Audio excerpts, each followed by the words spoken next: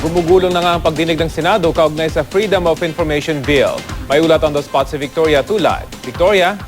Rafi, sa unang pagkakataon ngayong 16th Congress ay tinatalakay ang Freedom of Information o FOI Bill sa Senado. Bukod sa mga senador, dumalo rin ang kinatawan ng iba't ibang sektor. Bilang chairman ng Committee on Public Information and Mass Media, pinamunuan ni Senator Grace Poe ang Senate hearing. Aniya, kailangan ng Freedom of Information Bill o Senate Bill 1219 para malaman ng publiko ang mga transaksyon at dokumento ng gobyerno dahil bahagi ito ng karapatan ng bawat Pilipino. Ayon kay Poe, 73 bansa na sa buong mundo ang may FOI bill, gaya na lamang ng New Zealand at Mexico. 50 bansa naman ang isinasaayos na ang kanilang bersyon nito. Sa mga pag-aaral, napag-alaman daw na malaki ang naitutulong ng FOI sa pagresolba ng korupsyon sa gobyerno. Ginagawa rin itong higit na accountable sa publiko ang pamahalaan.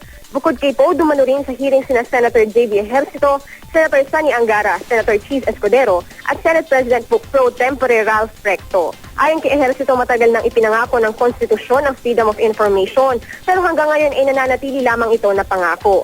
Sinabi naman ni Angara na higit na kailangan ng FOI ngayon lalo't kabi-kabila ang mga lumalabas na anomalya. Pero may mga impormasyon daw na dapat ay manatiling confidential. Kabilang dito ang mga dokumento tungkol sa national defense, trade secrets ng mga negosyante, personal na impormasyon ng isang individual at impormasyon tungkol sa juvenile delinquents. Ganito rin daw ang sentimiento ni Pangulong Noynoy Aquino ayon kay PCD-SPO Undersecretary Manolo Quezon. Mahalaga para sa pamahalaan ng transparency at para makamit ito ay kailangan ng FOI. Pero may mga limitasyon daw sa dokumento at impormasyon na maaring ibigay sa publiko. Kabilang dito ang mga may kinalaman sa national security at national defense. Hindi rin daw may iwasan na mabigyan ng exemption ng mga usapin sa hudikatura at diplomasya. Kasabay nito, maraming dokumento rin ang dapat isa publiko, partikular ang Statement of Assets, Liabilities, and Net Worth ng lahat ng opisyal ng pamahalaan.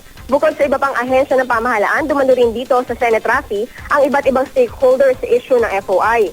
Kabilang dito ang mga kinatuwa ng media tulad ng kapisanan ng mga broadcaster ng Pilipinas, non-government organizations gaya ng Right to Know Right Now Coalition at mga kinatawan mula sa akademya. 14 na taon ang pinag-uusapan ng FOI bill. Naipasa ito ng mga senador sa final reading noong 15th Congress pero hindi ito naitasa sa mababang kapulungan. Sa ngayon nga, Rafi, nagpapatuloy pa rin ang hearing dito sa Senado. Rafi? Maraming salamat, Victoria Tulad.